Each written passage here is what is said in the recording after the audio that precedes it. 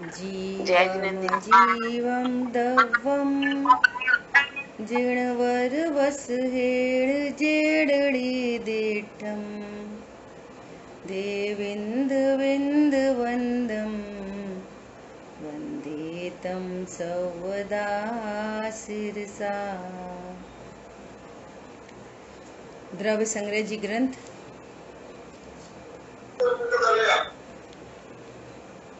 और संवर अधिकार के अंतर्गत अपनी चर्चा चल रही है।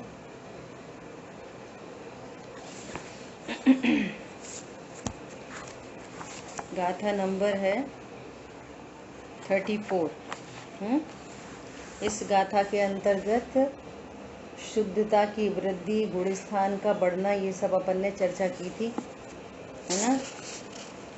चौथे गुण स्थान में अंतरात्मत्व और निश्चय धर्म ध्यान होता है। चौथे गुण स्थान में जिसके आश्रय से वीतरागता प्रकट होती है और वो शुद्ध परिणति क्रमशः वृद्धि को प्राप्त होती रहती है। और जब वो अनुभूति का अंतराल घटता जाता है तो गुण स्थान बढ़ता है। देखो, इसमें एक बहुत समझने की बात है कि ज्ञान 100 को जाने कि पर को जाने, इससे बंद नहीं होता। जितनी कषाय का अभाव है उतना निर्बंध है, और जितनी कषाय का सद्भाव है उतना बंधन है। बंध का संबंध कषाय से है ना। बहुत समझने की बात है। टोडरमल जी ने इसकी व्याख्या की है कि एक है पंचम गुण स्थानवर्ती और एक है चौथे गुण स्थानवर्ती। चौथे गुण स्थानवर्ती जीव को प्रति समय अनंतानुबंधी के अभाव रूप शुद्ध परिणति है और 3 कषाय चौकड़ी का सद्भाव है, तो उतना बंध है और इतना निर्बंधता है। और 5 पंचम गुण स्थानवर्ती को 2 कषाय चौकड़ी का अभाव है और 2 कषाय चौकड़ी का सद्भाव है, तो उनको प्रति समय उतनी वीतरागता चल रही है। 2 कषाय चौकड़ी के अभाव रूप निर्जरा चल रही है और 2 कषाय चौकड़ी के सद्भाव रूप बंद हो रहा है। अब चौथा गुण स्थानवर्ती निर्विकल्प अनुभूति के काल में हो तब भी, और पंचम गुण स्थानवर्ती अपनी दुकान पर बैठ के व्यापार धंधा कर रहा हो तब भी। देखो, ये समझने की बात है। जिस समय वो व्यापार धंधे में है उस समय भी उसको 2 कषाय चौकड़ी के अभाव रूप परिणति चल रही है और उतनी निर्बंधता हर समय चल रही है। पाप के काल में भी, और सम्यक दृष्टि पुरुष है और वो आत्मानुभूति के काल में, तब भी उसको 1 ही कषाय का अभाव है, तो उतनी निर्बंधता है। 3 कषाय चौकड़ी के सद्भाव की का बंध है। ये बहुत विशेष स्वरूप समझने जैसा है ना। हम सीधे सीधे पर ऐसे आक्षेप करते हैं। यहाँ पे तो बंध का संबंध राग से है ना। इतनी बात हुई थी अपनी। अब क्या कह रहे हैं, 5वें गुण स्थान में शीघ्र शीघ्र अनुभूति होती रहे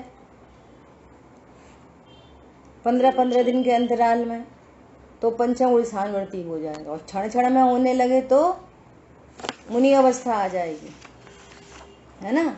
अब जैसे ऐसे एक सामान्य स्वरूप में सब बोलते हैं, बाहुबली मुनिराज 1 साल तक ध्यान में रहे। 1 साल तक ध्यान में रह सकते हैं और मुनि अवस्था बनी रह सकती है। यहाँ तो कहते हैं 48 मिनट अंतर मुहूर्त यदि ध्यान में रहें तो अरहंत बन जाए। तो इसका मतलब ये नहीं निकल रहा कि 48 मिनट भी ध्यान में नहीं रहे। ऐसे उपचार के कथन चलते हैं जिनवाणी में। तो क्षण क्षण में 6वां गुण स्थान होता था और क्षण क्षण में 7वां होता था। वो मुनि दशा में रहे इतनी देर तक। कौन समझ में आ रहा है? ऐसी बात है। ऐसी उपसर्गों की बात आती है कि उपसर्ग के काल में मुनिराज अंदर चले जाते। ये तो अज्ञानी जीवों को, मलेच्छ जीवों को मलेच्छ भाषा में बताना पड़ता है तो जिनवाणी में उसी भाषा में बातें लिखी हैं। जब स्वरूप समझने लग जाएंगे तो उनका व्यवहारपना प्रकट हो जाएगा। अरे ये तो व्यवहार के वचन है। ठीक है, देखो भगवान कुंद आचार्य ने नियमसार, समयसार तथा चारित्र प्राभत में कहा है कि श्रावकों को निश्चय रत्नत्रय होता है। और अमृतचंद आचार्य ने समयसार में, श्री जयसेनाचार्य ने समयसार में और प्रवचन सार में, और श्री पद्म प्रबलधारी देव ने नियमसार की टीका में भी ऐसा ही कहा है। मतलब इतने आचार्यों का ऑथेंटिक पना बता रहे हैं कि इन आचार्यों ने इन ग्रंथों में और टीकाकार मुनिराजों ने भी, है ना, ये वाली बात कही है कि श्रावकों को निश्चय रत्नत्रय होते हैं। बहुत लोग ऐसा मानते हैं कि मुनिराज को ही सम्यक दर्शन ज्ञान चारित्र होते हैं, और देव शाहगुरु का श्रद्धान है तो बस हम सम्यक दृष्टि हैं। आत्मा का श्रद्धान हो ना हो, हमें तो देव शाहगुरु का श्रद्धान है, हम सम्यक दृष्टि हैं। और बाहर में अष्टमूल गुण पालते हैं, है ना, वो 3 नवंबर फल का त्याग, मध्य मास मधु का त्याग, है ना, इन सब का हमको त्याग है। हम अष्टमूल गुण के धारी हैं, रात्रि भोजन नहीं करते, छना पानी पीते हैं, जिमीकंद नहीं खाते, तो बस ये हमारा चारित्र है। तो हम सम्यक, इसी से हम सम्यक दृष्टि हो गए। और थोड़ा बहुत स्वाध्याय करते हैं प्रथमान योग का, द्रव्य गुण पर्याय पता नहीं है, तो ऐसे ही अपने को सम्यक दृष्टि मान लिया। और वास्तव में क्या बोलेंगे कि वे मुनिराज को ही रत्नत्रय होते हैं। तो ये दोनों ही मान्यता गलत है। ठीक है, कोई देव शाहगुरु के श्रद्धान मात्र से सम्यक दृष्टि नहीं होता, आत्म श्रद्धान से सम्यक तो होता है। जिनवाणी पढ़ने मात्र से सम्यक दर्शन नहीं होता, जिनवाणी से भेद विज्ञान पूर्वक आत्मा के ज्ञान से सम्यक ज्ञान होता है।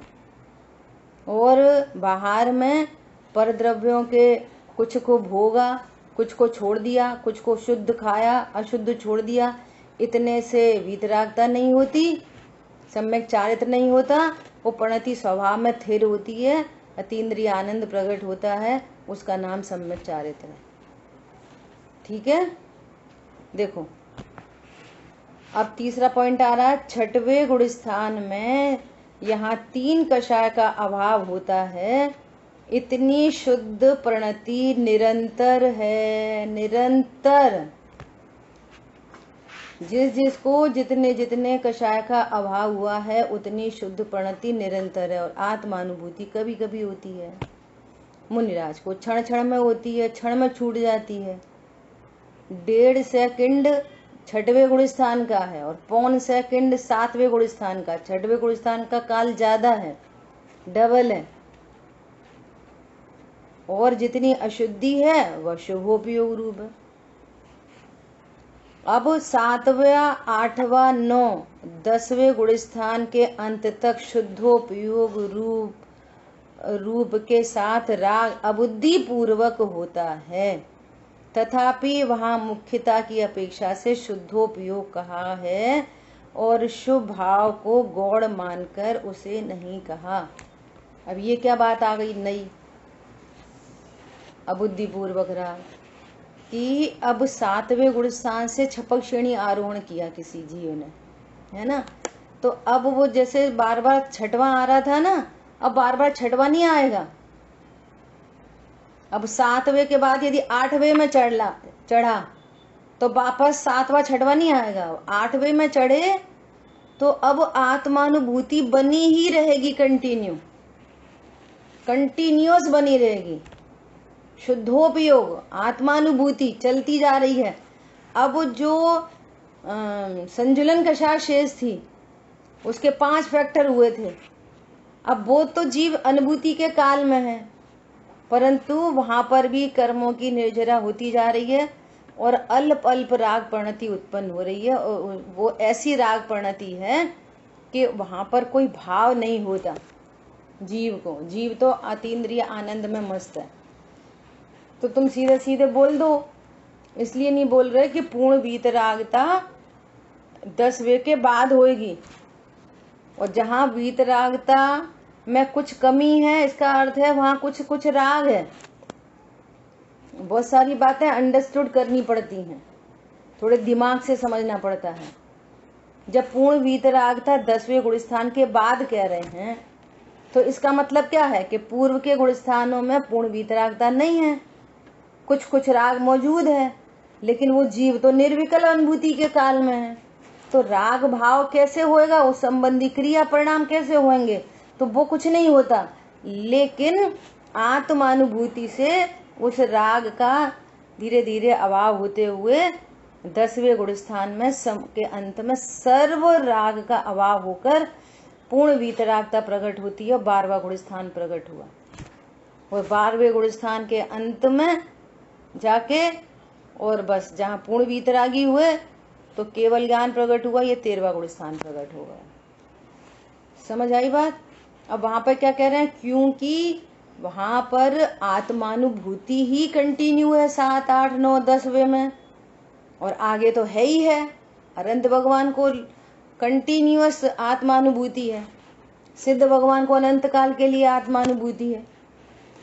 स्व पर झलक रहा है ज्ञान में, लोकालोक झलक रहा है, निजानंद रसलीन, सकल गे गायक तदपि निजानंद रसलीन, अपने स्वभाव में आनंदित है, उसका ही भोग कर रहे हैं, उसी का आनंद ले रहे हैं। अनंत सुख प्रकट हो रहा है, अव्यबाद सुख प्रकट हो रहा है, ज्ञान उसको जानता है, आनंद में रह रहे हैं, बस, है ना।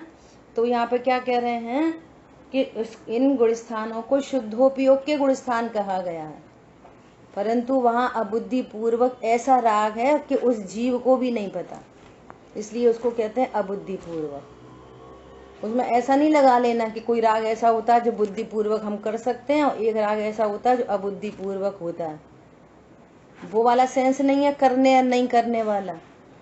अबुद्धि पूर्वक मतलब जो उस जीव के ज्ञान का भी विषय नहीं बनता। यदि उस जीव के ज्ञान का विषय वो बन जाए राग, तो फिर वो निर्विकल अनुभूति का गुण स्थान नहीं रहेगा, फिर तो पर्सन मुक्ता हो गई, और ये है निर्विकल अनुभूति के गुण स्थान। समझ में आ रही है? कुछ कठिन पड़ रही है? बोलो।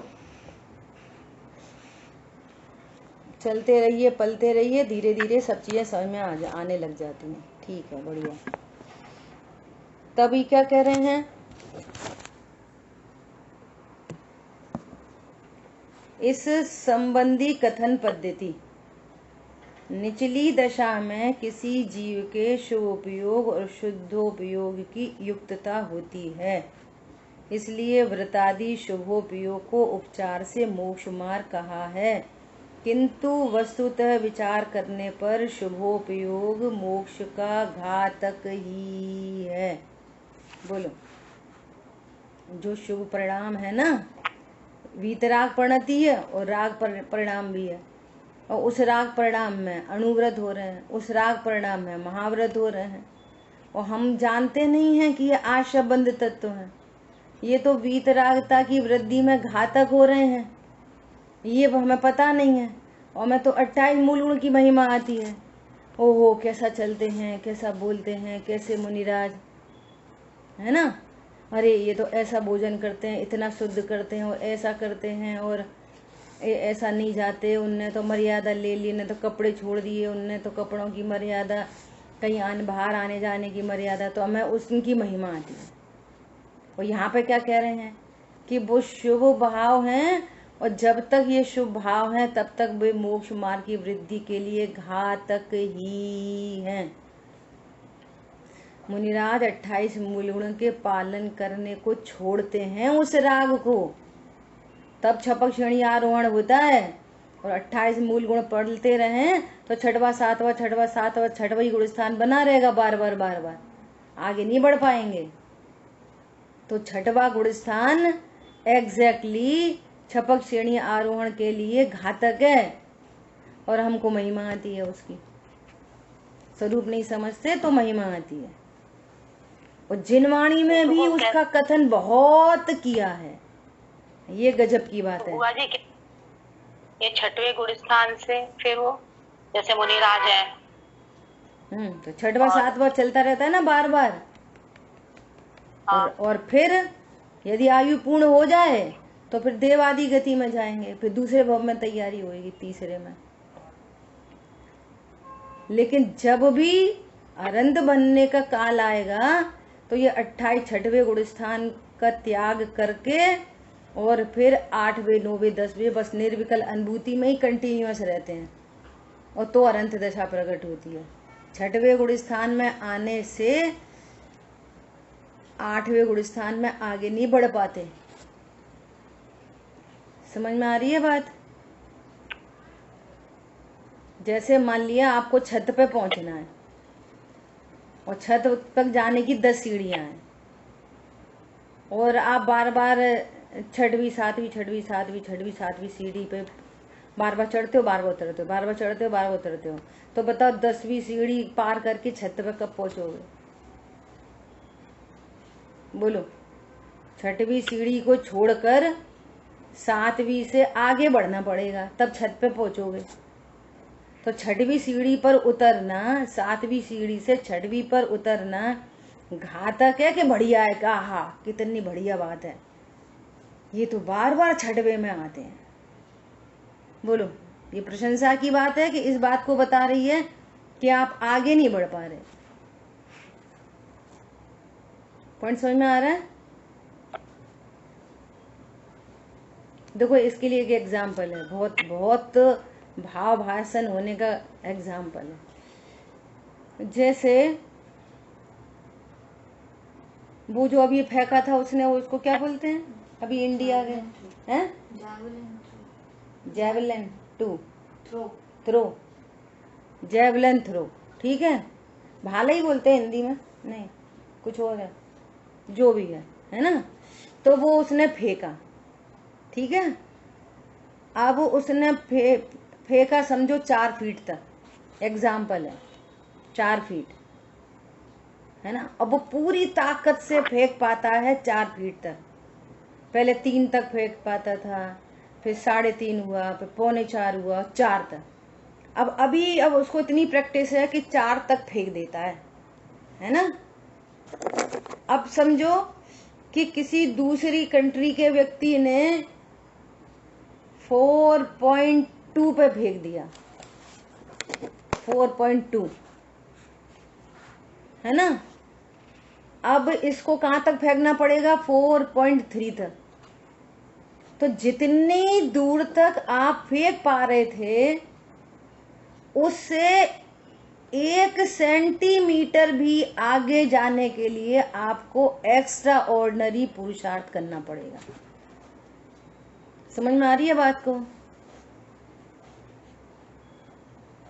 जैसे जंप करते हैं, ऊपर जंपिंग करते हैं, तो आप जंप कर लेते हो कितनी हाइट तक?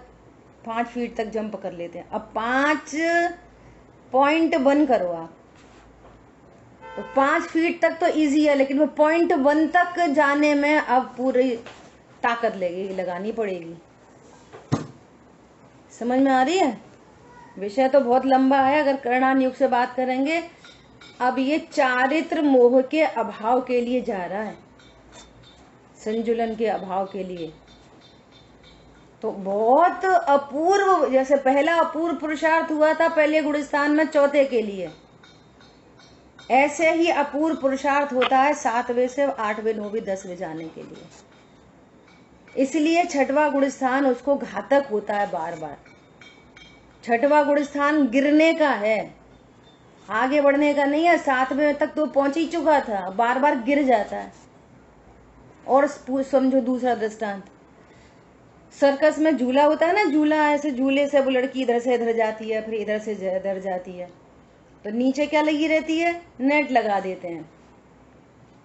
बाई चांस कोई गिरे तो नेट पे गिरेगा, जमीन में नहीं गिरेगा।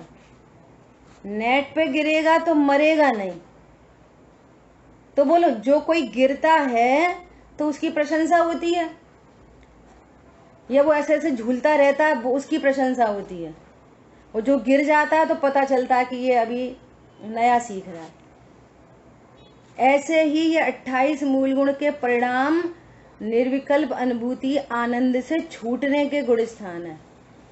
ये निर्विकल्प अनुभूति से छूट जाते हैं एक बार, दूसरी बात, इनकी फिर भी प्रशंसा क्यों की जाती है?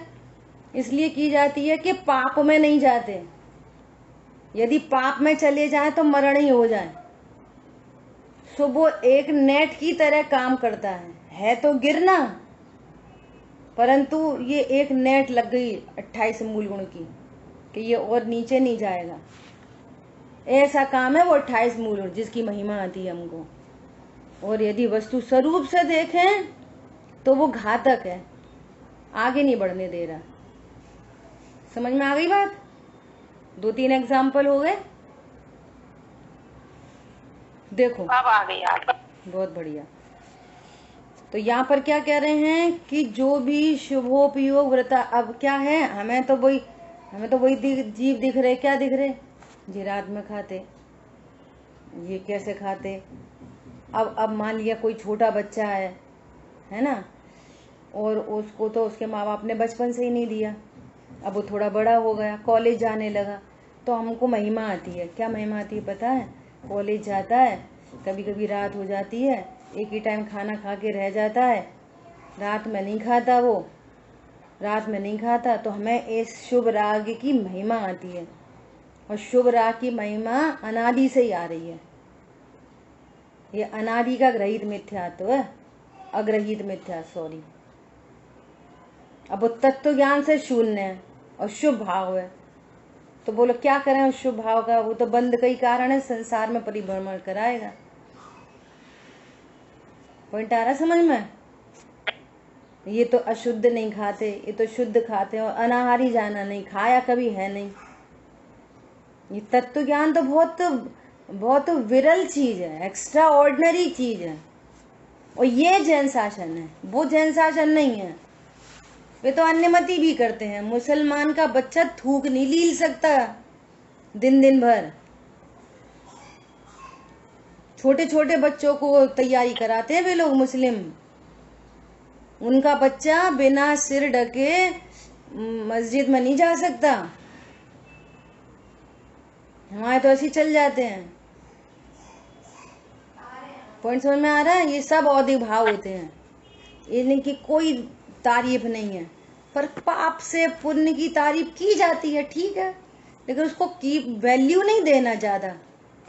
वो वैल्यूएबल नहीं होता। वैल्यूएबल तो शुद्धात्मा है और इसके आशय से प्रकट होने वाला संवर तत्व, ये वैल्यूएबल थिंग है।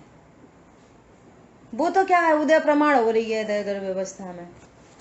जो जिस कुल में जन्मा है उस कुल का आचरण कर रहा है, बस खत्म है बात। और नहीं, जो नहीं करते तो उनकी अपेक्षा उनको अच्छा कहा जाता है।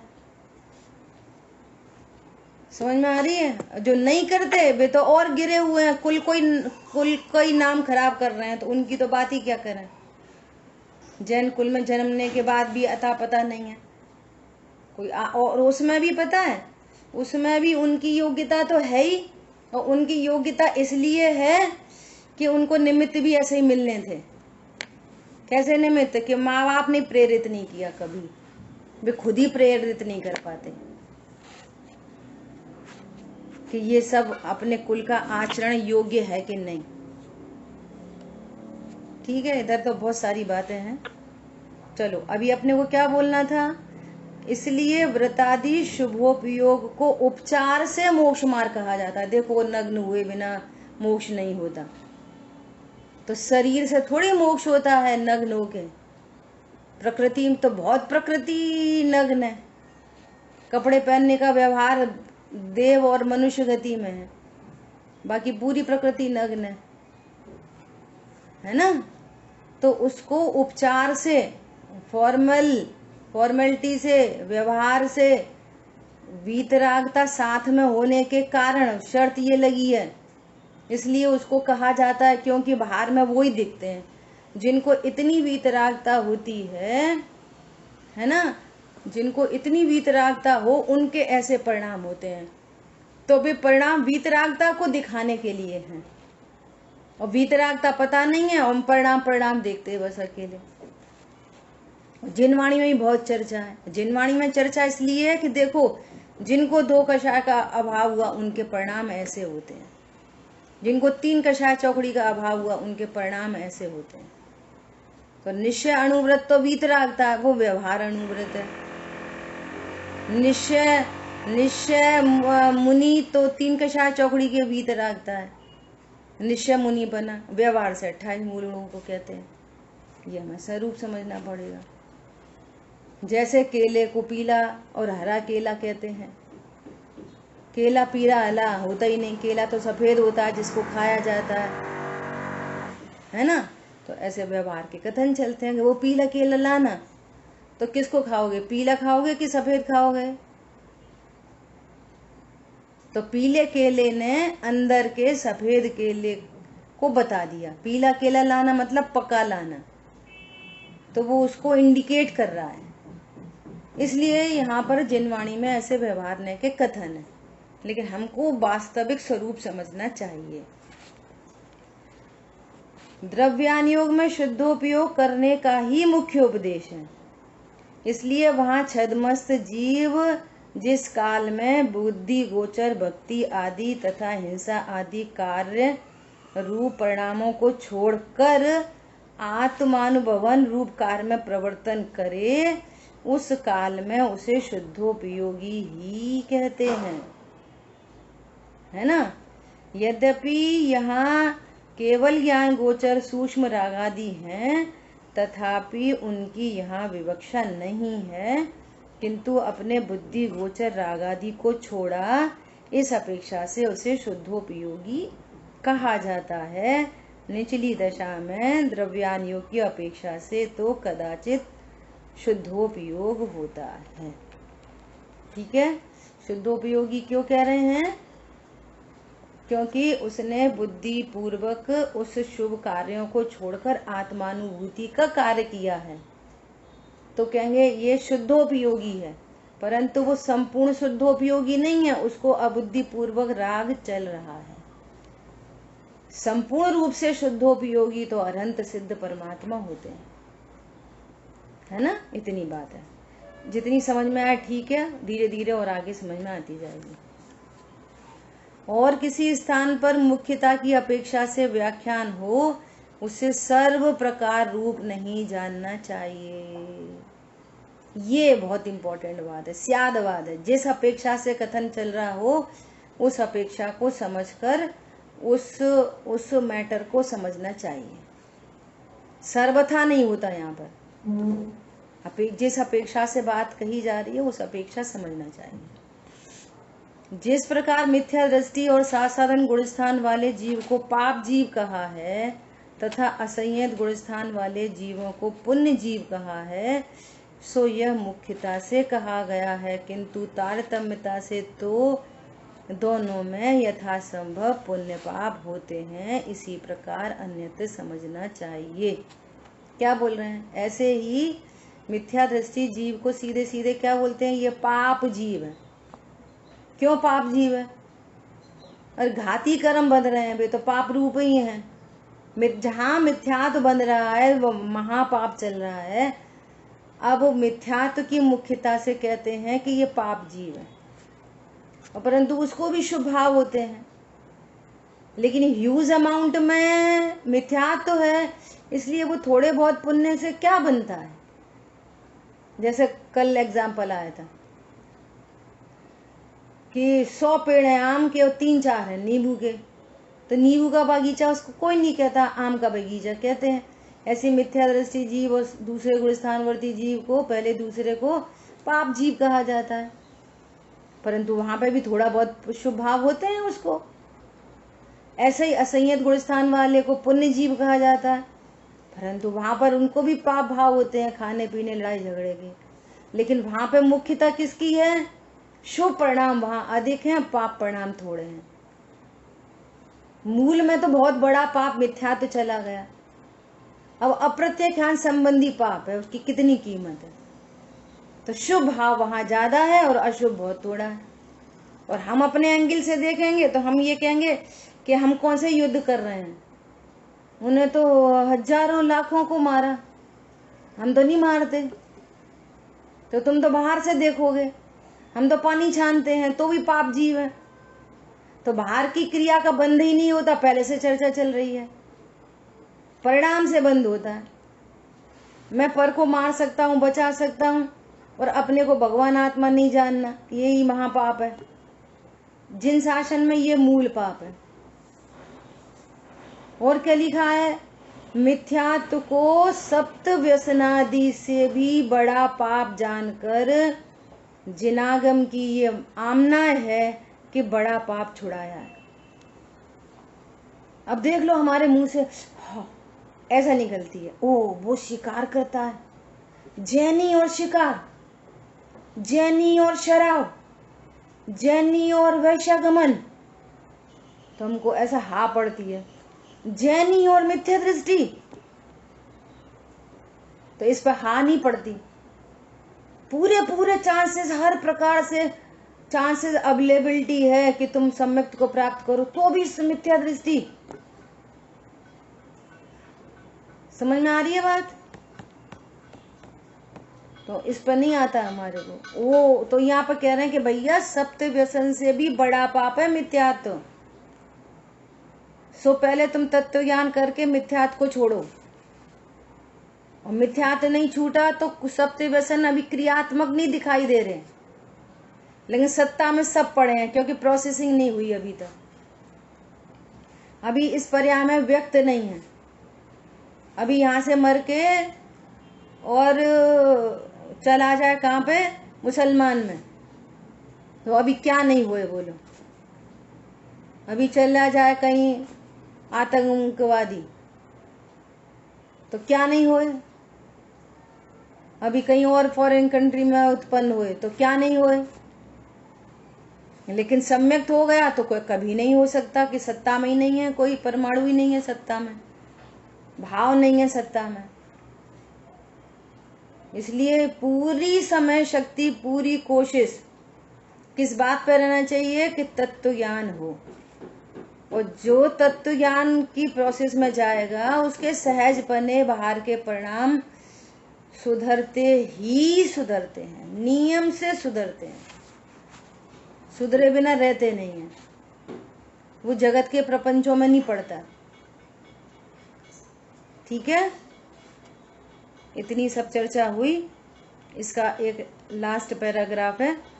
बृहद द्रव्य संग्रह ग्रंथ 34 की टीका में तथा प्रवचन सार आदि शास्त्र में गुणस्थानों की अपेक्षा से 3 विभाग रूप अशुभ उपयोग, शुभोपयोग तथा शुद्धोपयोग का जो कथन जहाँ जहाँ है वहाँ उसकी मुख्यता से समझना चाहिए। सर्व प्रकार से नहीं ऐसा नहीं समझना चाहिए कि यहाँ अकेला पाप ही होता है, उनको होता है थोड़ा बहुत पुण्य होता है, उसको गौड़ करके मुख्यता से कथन किया।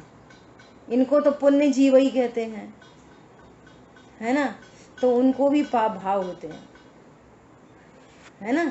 तो ऐसे ही यहाँ पर समझना कि इनको तो शुद्धोपयोगी कह रहे हैं, तो शुद्धोपयोगी तो अनंत सिद्ध है, वहां पर भी उनको कुछ राग विद्यमान है, परंतु उस राग को निर्विकल्प अनुभूति के कारण उस राग को गौड़ कर रहे हैं, है ना। तो ये सारी विवक्षाएं हैं, इसलिए अपनी बहुत डिटेल में 34 नंबर की गाथा हुई।